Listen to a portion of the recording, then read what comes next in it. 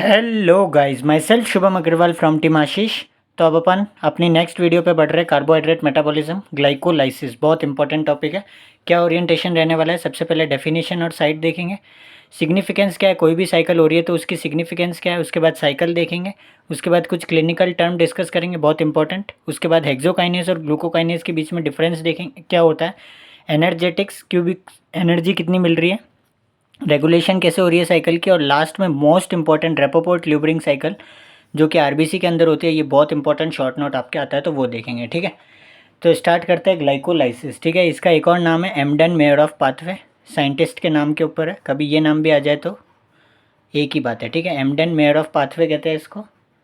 अगर सबसे पहले मैं डेफिनेशन की बात करूँ तो डेफिनेशन में अपन ने ग्लूकोज अपना आ गया था पिछली वीडियो में, ठीक है। तो अब इस ग्लूकोज का अपन यूटिलाइजेशन कर रहे हैं। So in the pathway of glycolysis जो 6 कार्बन मॉलिक्यूल का ग्लूकोज है is split into two molecules of 3 carbon pyruvate molecules under aerobic conditions and lactate under anaerobic condition, ठीक है। तो पायरुवेट बनता है जो आपका एरोबिक कंडीशन में और लैक्टेट बनता है आपका एनारोबिक कंडीशन में, ठीक है। तो ये कुछ इस तरह से डेफिनेशन लिखनी है along with production of small quantity of energy, ठीक है। कितनी एनर्जी बनती है वो अपन सब अपन आगे देखेंगे। तो अगर सिंप्लीफाइड डेफिनेशन लिखनी है तो डायरेक्ट साइकिल पढ़ के अपन लिख सकते हैं कि in the pathway of glycolysis 6 carbon का glucose molecule splits into 2 molecules of 3 carbon pyruvate under aerobic conditions और lactate under anaerobic condition with the production of small amount of energy, ठीक है। तो ये डेफिनेशन है। अगर साइट की बात करें तो ये होती है आपके साइटोप्लाज्म के अंदर, साइटोप्लाज्म ऑफ सेल्स और इन ऑलमोस्ट ऑल टिश्यूज़, ठीक है। सब टिश्यूज़ में होती है ग्लाइकोलाइसिस, ऑलमोस्ट ऑल टिश्यूज़ के अंदर ग्लाइकोलाइसिस होती है, ठीक है आपकी। तो अब अपन देखते हैं कि इसकी सिग्निफिकेंस क्या है। कोई भी साइकिल हो रही है तो उसकी सिग्निफिकेंस की अगर अपन बात करें तो सिग्निफिकेंस ये क्या है। तो सबसे पहला तो it is the only pathway which is taking place in all cells of the body. Only pathway taking place in all cells of the body, ठीक है। सब सेल्स में हो रही है। It is both aerobic as well as anaerobic, ठीक है। It is only source of energy for erythrocytes, only source of energy for erythrocytes मतलब आरबीसी में it is the only source of energy, क्योंकि अपन जानते हैं आरबीसी में mitochondria नहीं होता, ठीक है।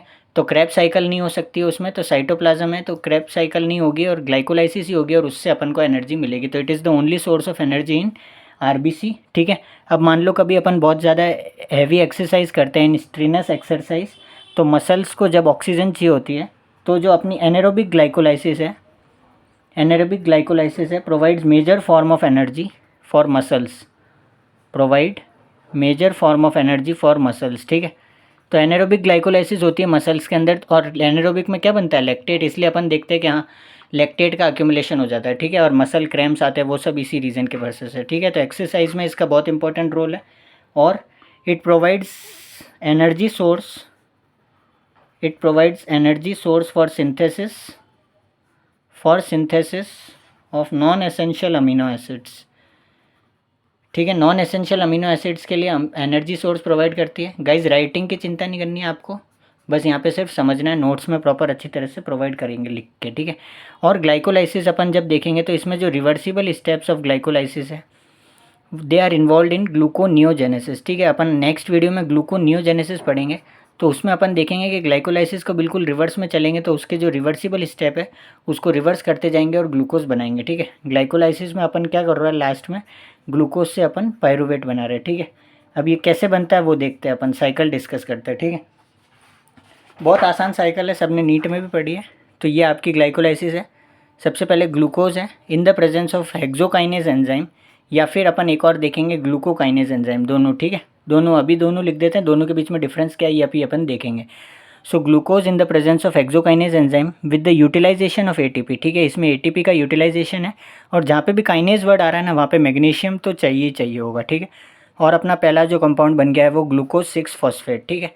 अब ये आइसोमरेज के एंजाइम की मदद से, आइसोमरेज मतलब इसका आइसोमर बन जाएगा और ये कन्वर्ट हो जाता है फ्रक्टोज 6 फॉस्फेट में, ठीक है। फिर जो स्टेप आता है ये आपका phosphofructokinase, most important rate limiting step है ये ग्लाइकोलाइसिस का, ठीक है। की एंजाइम ऑफ ग्लाइकोलाइसिस कह सकते हैं इसको, रेट लिमिटिंग स्टेप है। और इसमें भी एटीपी का यूटिलाइजेशन हो रहा है और आपके पास बन रहा है फ्रक्टोज 1,6 बिस फॉस्फेट, ठीक है। गाइस ये बात एक ध्यान रखना कि मैंने जब वह एक एरो बनाया वो इरिवर्सिबल स्टेप है, और बाकी हर जगह मैंने दो दो एरो बनाए हुए, ठीक है। तो ये एक एरो मैंने बनाया पहले वाले में, तीसरे वाले में और लास्ट वाले में, ठीक है, लास्ट वाले में, ठीक है, इसमें नहीं। तो वो अपन लास्ट में डिस्कस करेंगे। ये 3 की एंजाइम्स होते हैं ग्लाइकोलाइसिस के, और अपन रेगुलेशन पढ़ेंगे जब इन 3 की एंजाइम्स के साथ ही खेलेंगे, ठीक है। तो ये 3 की एंजाइम्स अपन देखते हैं, पहले अपन साइकिल देख लेते हैं। तो फ्रक्टोज 1,6 बिसफॉस्फेट बन गया, फिर एल्डोलेज की मदद से ये स्प्लिट हो जाता है ग्लिसरल्डेहाइड 3 फॉस्फेट और डाईहाइड्रोक्सी एसीटोन फॉस्फेट, ठीक है, डाईहाइड्रोक्सी एसीटोन फॉस्फेट। और ये आपस में इंटर कन्वर्जन इनका होता रहता है इन the presence of isomerase enzyme, ठीक है, दोनों आइसोमर है। उसके बाद जो आता है ग्लिसरल्डेहाइड 3 फॉस्फेट डीहाइड्रोजनेज एंजाइम, और ये डीहाइड्रोजनेज जहाँ भी आया तो NAD+ से 2 NADH+ बन जाते हैं, ठीक है, 2 NADH+ बन गए अपने पास। उसके बाद ये कंपाउंड अपने पास बना 1,3 बिसफॉस्फोग्लिसरेट, ठीक है। नाउ 1,3 बिसफॉस्फोग्लिसरेट काइनेज की मदद से सबस्ट्रेट लेवल फॉस्फोराइलेशन है, यहाँ पे 2 ATP का फॉर्मेशन हुआ, ठीक है। तो पहला सबस्ट्रेट लेवल फॉस्फोराइलेशन ये हुआ, ठीक है, यहाँ पे अपन को 2 ATP का फॉर्मेशन हुआ, ऊपर भी दो स्टेप थे उसमें ATP का यूटिलाइजेशन हुआ था। अब ये अपने पास बन गया ये 3 फॉस्फोग्लिसरेट। नाउ फॉस्फोग्लिसरेट म्यूटेज की मदद से 2 फॉस्फोग्लिसरेट, ठीक है। फिर 2 phosphoglycerate in the presence of enolase enzyme, ये स्टेप भी इंपॉर्टेंट है, इसमें एक क्लिनिकल डिस्कस करूँगा अभी मैं थोड़ी देर में। रिवर्सिबल स्टेट है, बन गया फॉस्फोइनॉल पायरुवेट। और लास्ट स्टेप जो कि इरिवर्सिबल है, pyruvate kinase in the presence, इसमें भी ये भी सबस्ट्रेट लेवल फॉस्फोराइलेशन है, ये अपना सेकंड सबस्ट्रेट लेवल फॉस्फोराइलेशन, इसमें भी 2 ATP का फॉर्मेशन हुआ और बन गया अपने पास पायरुवेट, ठीक है। तो ग्लूकोज लेके चले थे और पायरुवेट बन गया। फिर ये pyruvate reversible step lactate dehydrogenase, अगर एनारोबिक कंडीशन है तो ये लैक्टेट में कन्वर्ट हो जाता है, और ये 2 NADH इसमें यूटिलाइज होते हैं और 2 NAD+ बन जाते हैं, ठीक है। तो अभी अपन एनर्जेटिक्स देखेंगे ना, जब मैं आपको एक और चीज़ बताऊंगा। तो ये NAD+ वही है, जैसे ये 2 NAD+ यहाँ पे बने हैं, ये 2 NAD+ आपके यहाँ पे जा रहे हैं, और ये NADH जो यूटिलाइज, ये NADH यहाँ बन रहा है, ये इधर आके यूटिलाइज हो रहा है, ठीक है। तो ये इसका ये खेल है, अगर एनारोबिक कंडीशन है तो ये इससे नील हो जाएगा। अभी अपन एनर्जेटिक्स देखेंगे जब बात करेंगे। इसकी की एंजाइम सबसे पहले बता दो। तो सबसे पहला स्टेप इरिवर्सिबल था, तो की एंजाइम सबसे पहला ग्लूकोकाइनेज या हेक्सोकाइनेज, ठीक है, पहला एंजाइम तो ये हो गया। नेक्स्ट कौन सा इरिवर्सिबल स्टेप है आपका, फोस्फोफ्रक्टोकाइनेज, फोस्फोफ्रक्टोकाइनेज PFK लिखता हूँ इसको मैं। और लास्ट स्टेप पायरुवेट काइनेज। सो ये बहुत इंपॉर्टेंट बात है, ये ध्यान रखना है, ये 3 की एंजाइम्स ऑफ ग्लाइकोलाइसिस है, ठीक है। तो ये ध्यान रखना है, अपन रेगुलेशन करेंगे उससे पहले अभी अपन एक क्लिनिकल डिस्कस करते हैं, ठीक है। अभी ये क्या लिख रखा है मैंने, ये भूल जाना, ये अपन बाद में डिस्कस करेंगे, ये ग्लाइकोलाइसिस का पार्ट नहीं है, ये आगे अपन देखते हैं, ठीक है। एक क्लिनिकल अगर मैं बताऊँ तो ये मैंने बताया इनोलेज एंजाइम जो है।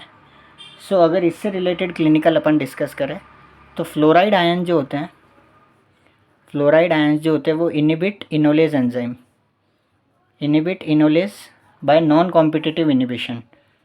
नॉन कॉम्पिटिटिव इनिबिशन क्या होता है, ये अपन एंजाइम का डिस्कस करेंगे जब करेंगे, और आपको पता है तो बहुत अच्छी बात है। तो ये फ्लोराइड आयन्स इसको इनिबिट कर देते हैं, ठीक है। इसलिए फ्लोराइड आयन्स जो होंगे ये स्टॉप कर देंगे ग्लाइकोलाइसिस को। अगर ये स्टेप इनिबिट हो गया, अगर फ्लोराइड आयन्स ने ये स्टेप इनिबिट कर दिया तो ग्लाइकोलाइसिस रुक जाएगी, ठीक है। तो इससे रिलेटेड एक क्लिनिकल आता है कि अगर किसी की डायबिटीज़ मेलाइटिस या कोई भी केस है जिसमें अपन को शुगर का एस्टिमेशन करना है, तो अपन ब्लड लेते हैं शुगर के एस्टिमेशन के लिए, ठीक है।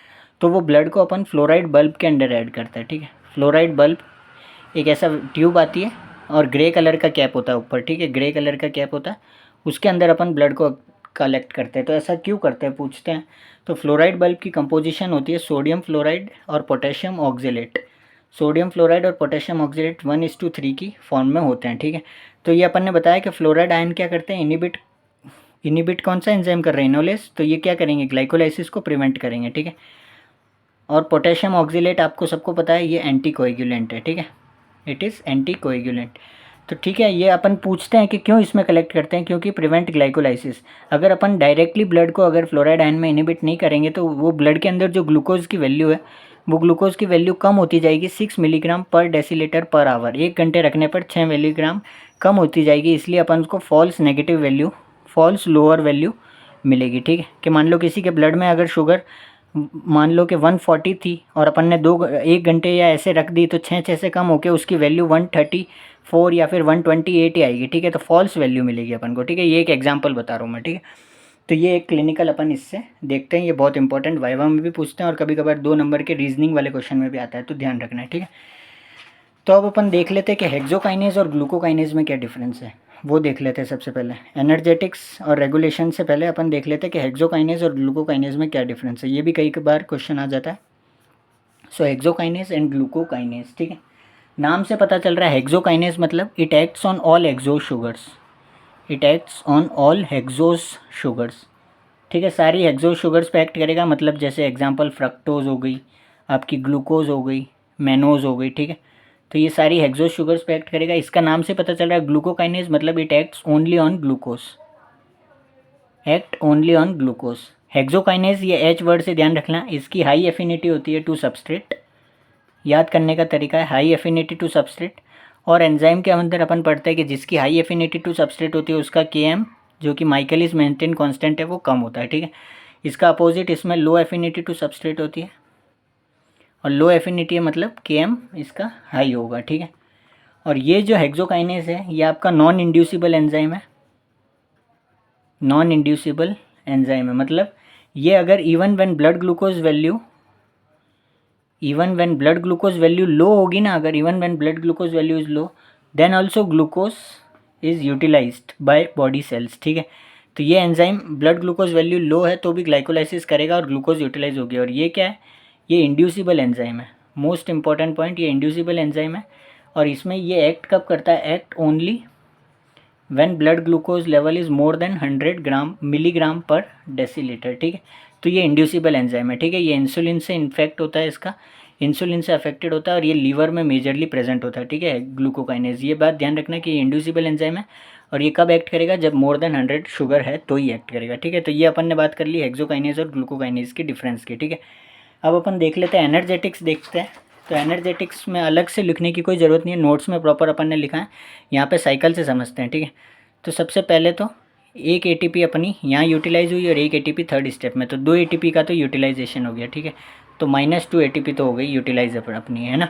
अब अपने पास सबस्ट्रेट लेवल फॉस्फोराइलेशन कितने थे, एक तो ये अपना बना था 1,3-बिसफॉस्फोग्लिसरेट काइनेज की मदद से 2 एटीपी यहाँ बनी, एंड लास्ट स्टेप में फॉस्फोइनॉल पायरुवेट से पायरुवेट में 2 एटीपी यहाँ बनी। तो 4 एटीपी अपनी सबस्ट्रेट लेवल फॉस्फोराइलेशन में, ठीक है। तो 4 एटीपी सबस्ट्रेट लेवल से बनी है अपनी और 2 एटीपी अपनी यूटिलाइज हो गई है। तो अपने पास नेट गेन कितना है, 2 एटीपी का इन एनारोबिक कंडीशंस। एनारोबिक कंडीशंस में 2 एटीपी बनी है, ठीक है। क्योंकि एनारोबिक कंडीशंस में अपने पास फाइनली क्या बन रहा है, लैक्टेट बन रहा है, और ये लैक्टेट से फिर NAD+ जो है ये यूटिलाइज हो रहा है वहाँ जाके, और ये NAD+ यहाँ आके यूटिलाइज हो रहा है, ठीक है। बट अगर एरोबिक कंडीशंस है, अगर एरोबिक कंडीशन है तो ये पायरुवेट पे ही रुक जाएगी साइकिल, लैक्टेट नहीं बनेगा। अपन ने डेफिनेशन में बात करी थी। तो उसमें जो ये 2 NADH है ये फिर ETC में जाके, अपन ने, आपको ध्यान होगा कि एक NADH 2.5 ATP ETC में जाके देता है। इंटू 2 करेंगे तो 5 ATP अपन को 2 NADH से मिल जाएगी। तो +5 जोड़ेंगे अपन इसमें, तो 7 ATP का नेट गेन होता है अपना एरोबिक कंडीशंस के अंदर। और एनएरोबिक कंडीशंस में अपना जो हो रहा है वो 2 ATP का गेन हो रहा है, ठीक है। तो ये अच्छे से, इसको ही अच्छे से अपन स्टेप लिख के और अच्छे से प्रेजेंटेशन कर देंगे। यहाँ पे बस समझना है कि कैसे कैसे एनर्जेटिक्स हो रही है, ठीक है। मैंने आपको पहले ही कहा है नोट्स नहीं बनाने, बना के भी नहीं बना पाओगे क्योंकि अपन यहाँ पे इस वे में समझ रहे हैं, ठीक है। तो अपन ने एनर्जेटिक्स देख ली कि 7 ATP अपन को एरोबिक कंडीशंस में मिल रही है और 2 ATP एनएरोबिक कंडीशंस में मिल रही है, ठीक है। अब अपन देखते हैं रेगुलेशन, साइकिल का रेगुलेशन देखते हैं कि कैसे रेगुलेट हो रही है साइकिल,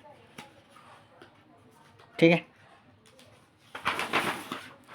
तो रेगुलेशन की अगर मैं बात करूं तो रेगुलेशन इसमें एक तो सबसे पहला होता है हार्मोनल रेगुलेशन।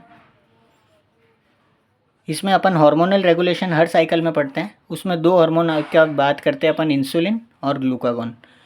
इंसुलिन आपको पता है हाइपोग्लाइसेमिक हार्मोन है, ये ब्लड शुगर को, ब्लड ग्लूकोज के लेवल को कम करता है, मतलब ये ग्लूकोज का यूटिलाइजेशन कर रहा है, तो इट प्रमोट्स ग्लाइकोलाइसिस, ठीक है।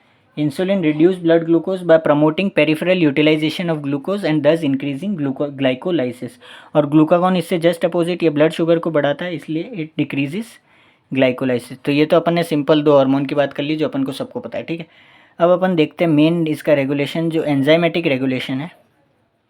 तो मैंने साइकिल में ही आपको बताया था कि इसके 3 की एंजाइम्स हैं। कौन कौन से हैं वो फटाफट बता दो आप मेरे को, तो अपन लिख देते हैं, ठीक है। कौन कौन से एंजाइम है, एक तो है आपका हेक्सोकाइनेस, एक है फॉस्फोफ्रक्टोकाइनेस और एक है पायरुवेट काइनेस। ये 3 की एंजाइम्स है और इससे साइकिल रेगुलेट होगी, ठीक है। अपन एक टेबल बना लेते हैं कौन कौन फैक्टर इसको एक्टिवेट करेंगे और कौन कौन से फैक्टर इसको इनिबिट करेंगे, ठीक है। तो अगर अपन बात करें तो हेक्सोकाइनेज को इनिबिट करता है glucose 6 phosphate. Glucose 6 phosphate hexokinase को इनिबिट करता है। कैसे? मान लो ये ग्लूकोज 6 फॉस्फेट है, हेक्सोकाइनेज अगर ग्लूकोज 6 फॉस्फेट खुद बहुत ज़्यादा है तो ये हेक्सोकाइनेज को इनिबिट करेगा कि नहीं, अभी मैं खुद ही ज़्यादा हूँ तो ग्लूकोज का यूटिलाइजेशन नहीं होगा, ठीक है। तो ये अपन ने बात करी ग्लूकोज 6 फॉस्फेट। फोस्फोफ्रक्टोकाइनेज को इनिबिट तो एक्टिवेट, तो इंसुलिन तो ग्लाइकोलाइसिस को एक्टिवेट कर रहा है, इंसुलिन हर किसी में लिख दो। और इनिबिट कौन कर रहा है? ग्लूकागॉन, तो ग्लूकागॉन यहाँ पे लिख दिया, ठीक है। इसके अलावा अगर मैं बात करूँ तो फ्रक्टोज 6 फॉस्फेट जो होगा वो इसको एक्टिवेट करेगा, क्योंकि फ्रक्टोज 6 फॉस्फेट से 1,6 बिसफॉस्फेट बन रहा था, ठीक है। उसके बाद फोस्फोफ्रक्टोकाइनेज 2 होता है जो इसको एक्टिवेट करता है, और फ्रक्टोज 2,6 बिसफॉस्फेट जो होता है वो इसको एक्टिवेट करता है। वो अभी अपन मैं एक बताता हूँ, अभी बस ध्यान रख लो, ठीक है। अभी अपन बनाते हैं इसका। और इसको इनिबिट करता है ग्लूकागॉन, एटीपी, सिट्रेट और साइक्लिक एमपी इसको इनिबिट करते हैं, ठीक है, फोस्फोफ्रक्टोकाइनेज को। पायरुवेट काइनेज को भी एटीपी और साइक्लिक एमपी इनिबिट करती है, ठीक है। अब अपन ने देखा कि ये फोस्फोफ्रक्टोकाइनेज 2 और फ्रक्टोज 2,6 बिसफॉस्फेट क्या है, तो इसका अपन देखते हैं। तो मान लो कोई कंडीशन ये है, फ्रक्टोज 6 फॉस्फेट है आपका, और इससे अपन ना बन रहा था फ्रक्टोज 1,6 बिसफॉस्फेट, ठीक है। शॉर्ट फॉर्म लिख रहा हूँ, इन द प्रेजेंस ऑफ फोस्फोफ्रक्टोकाइनेज। तो ये फोस्फोफ्रक्टोकाइनेज है, इसके दो आइसोफॉर्म्स होते हैं, एक तो फोस्फोफ्रक्टोकाइनेज 1 और एक होता है आपका फोस्फोफ्रक्टोकाइनेज 2, ठीक है। ये आइसोफॉर्म्स होते हैं, अपन एंजाइम में देखेंगे क्या होते हैं आइसोफॉर्म्स। दो आइसोफॉर्म होते हैं, ध्यान रख लो। तो 1 के प्रेजेंस में तो ये बनता है फ्रक्टोज 1,6 बिसफॉस्फेट जो अपने ग्लाइकोलाइसिस वाला, और 2 की प्रेजेंस में ये बनता है फ्रक्टोज 2,6 बिसफॉस्फेट, ठीक है। इतना ध्यान रखना। और ये फ्रक्टोज 2,6 बिसफॉस्फेट जो होता है ये इसको एक्टिवेट करता है, फ्रक्टोज PFK 1 को एक्टिवेट करता है। तो अगर अपन ने बात करी कि ग्लाइकोलाइसिस एक्टिवेट किससे हो रही है, तो फ्रक्टोज 6 फॉस्फेट से हो रही है, ठीक है। फोस्फोफ्रक्टोकाइनेज 2 से हो रही है क्योंकि ये इसको एक्टिवेट कर देगा, और फ्रक्टोज 2,6 बिसफॉस्फेट से हो रही है क्योंकि ये इसको एक्टिवेट कर रहा है, ठीक है। तो कुछ इस तरीके से अपन को ये एंजाइमेटिक रेगुलेशन याद रखना है। और ये पायरुवेट काइनेज की अगर मैं बात बताऊँ तो ये पायरुवेट काइनेज जो होता है it is active in dephosphorylated state, ठीक है। डीफॉस्फोराइलेटेड स्टेट में होता है, ठीक है। और जहाँ भी अब मैं ये डीफॉस्फोराइलेटेड स्टेट वर्ड यूज़ करूँगा वहाँ पे इंसुलिन से रिलेट कर लेना, और इंसुलिन क्या करता है, इट एक्टिवेट्स ग्लाइकोलाइसिस, ठीक है। तो पायरुवेट काइनेज जो है ये एक्टिव है आपका डीफॉस्फोराइलेटेड स्टेट में, और ये ग्लाइकोलाइसिस को एक्टिवेट कर रहा है, ठीक है। तो ये अपन ने रेगुलेशन देख लिया। अब अपन लास्ट जो देख रहे हैं वो है Rapoport Luebering cycle. रेपोपोर्ट Luebering cycle, ठीक है। अब अपन ने बात करी कि आरबीसी में माइटोकॉन्ड्रिया नहीं होते हैं, तो आरबीसी में ओनली सोर्स ऑफ एनर्जी क्या है, ग्लाइकोलाइसिस, ठीक है। तो it is supplementary pathway for generation of energy for generation of 2,3 BPG in RBC. या आरबीसी के अंदर एक ग्लाइकोलाइसिस जो स्पेशल होती है उसका ही नाम अपन ने दिया है Rapoport Luebering cycle. It is supplementary pathway, और आरबीसी में ये एक स्पेशल कंपाउंड बनता है 2,3 बाइसफॉस्फोग्लिसरेट, ठीक है। तो ये कैसे बनता है वो इसलिए मैंने यहाँ पे ये अलग बना रखा था। सेम साइकिल वैसे ही होगी, ग्लूकोज से चलती चलती यहाँ तक आ जाएगी साइकिल, ठीक है। अब आरबीसी के अंदर क्या होता है कि 1,3 बिसफॉस्फोग्लिसरेट से डायरेक्ट 3 फॉस्फोग्लिसरेट नहीं बनता, और इसमें क्या होता है कि 1,3 bisphosphoglycerate in the presence of म्यूटेज enzyme की मदद से ये 2,3 बिसफॉस्फोग्लिसरेट बनाता है, और फिर फॉस्फेटेज की मदद से एक फॉस्फेट रिलीज हो जाएगा और 3 फॉस्फोग्लिसरेट बन जाता है, ठीक है। तो आरबीसी के अंदर ये वाला स्टेप बाईपास हो गया, तो मतलब ये एटीपी का प्रोडक्शन नहीं हुआ। तो इसमें एटीपी का प्रोडक्शन नहीं होता, ये बात एक इंपॉर्टेंट है, अगर पूछे तो ध्यान रखना, ठीक है, कि it bypasses the substrate level phosphorylation step, therefore no ATP formation, ठीक है। तो ये 2 एटीपी इसमें कम बनेगी आरबीसी के अंदर, ठीक है। अब ऐसा क्यों हुआ, ये 2,3 बीपीजी का क्या काम है? आरबीसी में भी सीधी चल जाती साइकिल, पर 2,3 बीपीजी बन रहा है, इसकी मतलब कुछ इंपॉर्टेंस होगी जब भी।